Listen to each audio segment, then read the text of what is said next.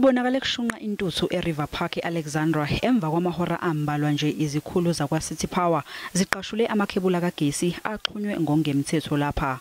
Izakhamuzi zivale umgwaqo uLondon Road zasusa uthuthuva kwaphoqeka ukuba izikhulu zakwa City Power zithi galu yephuka.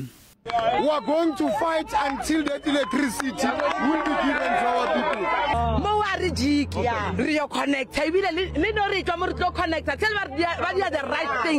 Steven Kekana oneminyaka engamashumi amabili nesishiyagalolunye sekuphele iminyaka emihlanu esebenzisa ugesi oxhunywe ngokungemthetho.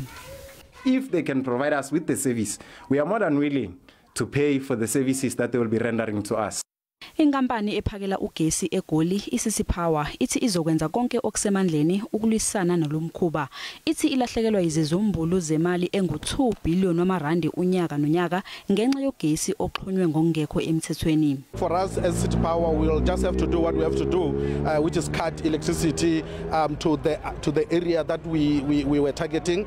Ziyaqhubeka izingxoxo zokuzama ukuqeda ukungaboni ngasolinye phakathi kwezakhamuzi nabakwa City Power.